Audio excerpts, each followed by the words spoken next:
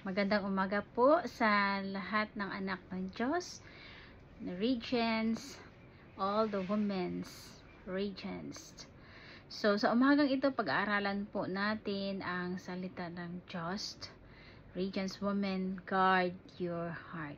So, we need to guard our heart always as a women of faith of God.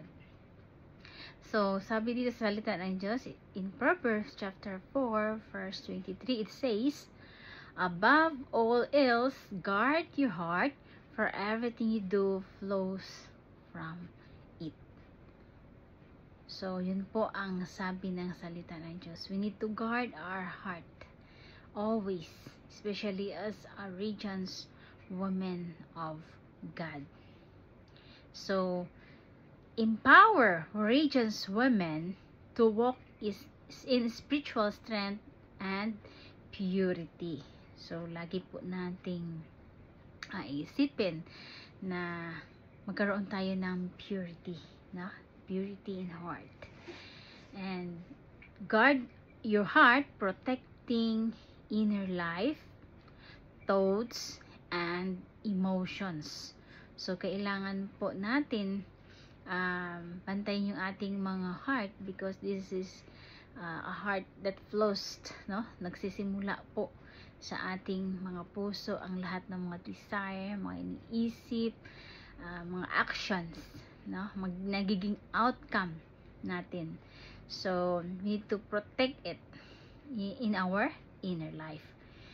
And importance of the heart, the source of life, faith, and identity. So, ito po ay source of life. So, dito po nagsisimula lahat, no? Lahat ng emotions, lahat na magiging outcome natin, lahat ng nagiging resulta ng ginagawa natin, yung treatment natin sa tao, yung pakikisama natin sa tao. Pag maayos po yung heart natin, we identify as nakikilala po tayo kung ano pong meron sa puso natin. Yun po ang nagiging outcome po. Pag maganda po yung puso natin, marahil maganda rin po ang kinalabasan ng ating mga actions, no? So, we need to guard it always. So, what is the heart according to the scripture, no? It says, the set of emotions, will, and desires. So, nagsisimula po doon yung mga desire sa ating mga puso, yung mga emotions natin. If we are sad, if we are happy, dun po nagsisimula yun sa ating heart. Dun po yung source, dun po nag-flow yung mga outcome ng ating mga emotions, actions, and outcomes po natin. And a good man brings good things out of the good stored up in his heart, and an evil man brings evil things out of the evil stored up in his heart. For the mouth speaks what the heart is full of. In Luke chapter 6:45.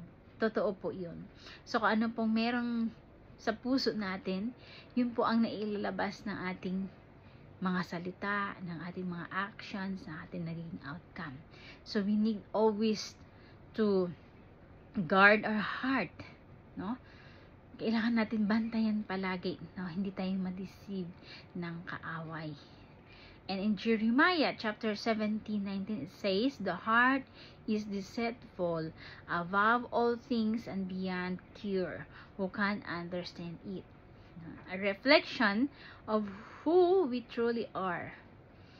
And God's focus, He looks at the heart, not outward appearance. Yun po ang tinitingnan ng Lord, yung puso po natin.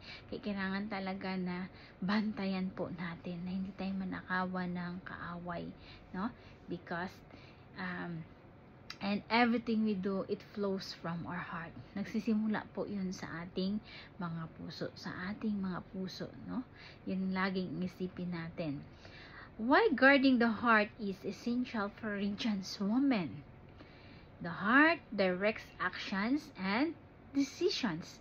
Kaya minsan, kailangan talaga natin na mag-pray that God guard our hearts, no? Especially sa mga decision making natin. So, minsan, pag nagkaroon tayo ng mga emotions, no? Nagkakaroon tayo ng mga desire, pabigla-bigla, wala na pong direction ng Lord. Hindi na po kalooban ng Lord, but kalooban na po natin. Or sometimes, nagkakaroon tayo ng mga decisions, no? And actions, it's not aligned to God's will. Kasi galit lang tayo, kasi nainip tayo, but we need always to ask God's wisdom, ask God's protections, no? To guard every decision that we made according to His will and purpose. And number 2, unguarded heart are vulnerable to, no? So, kailangan talaga nakabantay tayo lagi. In Hebrews chapter 12 verse 15, it says bitterness and offense. Nagkakaroon po ng ganon. Second, in James chapter 1 verse 14 to 15, it says temptations and sin. So, number 3, the fear and anxiety. Philippians chapter 4 verse 6 to 7. So, kailangan nakabantay po tayo.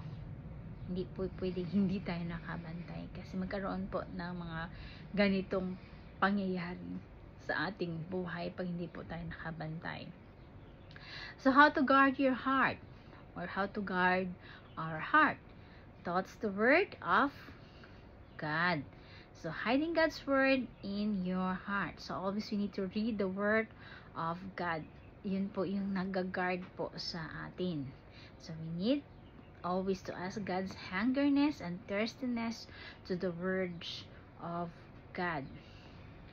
Number 2, by filtering your inputs. Watch what you watch, hear, and dwell on. So, even po, minsan sa mga pinapanood natin, sa mga pinapakinggan natin, kailangan po maging maingat po tayo. Kailangan po maging sensitibo po tayo sa move ng Holy Spirit. Kung ano po ang pinaka-the best na dapat natin pakinggan at dapat natin basahin, dapat natin panoorin. Hindi po lamang na kung ano ang trending, kailangan natin panoorin, but we need to be careful and we need to be watchful na kailangan yung finifeed po sa atin ay positibo, nakaka-lift up po ng ating spirit, nakaka-encourage po sa iba, at nakaka-encourage din po una-una sa atin, at nagkakaroon po ng good inputs in our heart that it will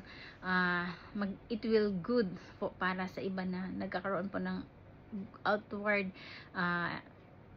actions na maganda po at hindi po yung nakakasira po sa ating mga buhay.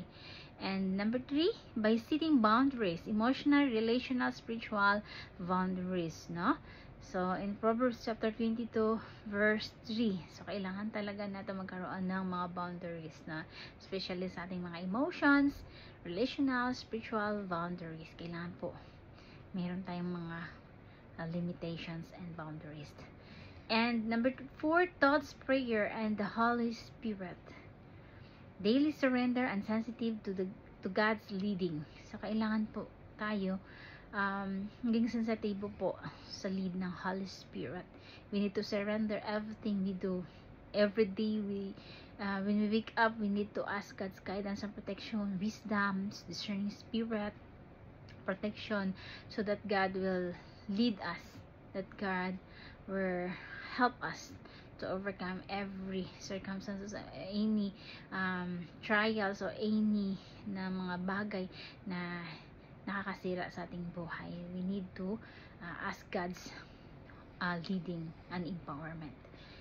And number 4, result of the guard heart, we have to have a peace and stability, no? And clear direction and wisdom, radiance and spiritual beauty. So, ang ganda po ng magiging outcome pag nababantayan po natin ang ating heart. So, guarding your heart is a command and key to spiritual radiance. Encouragement, God equips and strengthens you to guard your heart. Amen. Call to action, reflect, identify identify one area where you need to build stronger guards. So, kailangan po natin laging manalangin, humingi ng tulong sa banal na espiritu na lagi tayong nakabantay at hindi tayo manakawan ng kaaway. We need to guard our heart so that our outcome, it will be flourish, it will be refreshes, and it will be source of life to others, and it will be lead to others to be the light to their path. So God bless you all and have a nice day, Radiance Women of God. Have a blessed day to everyone.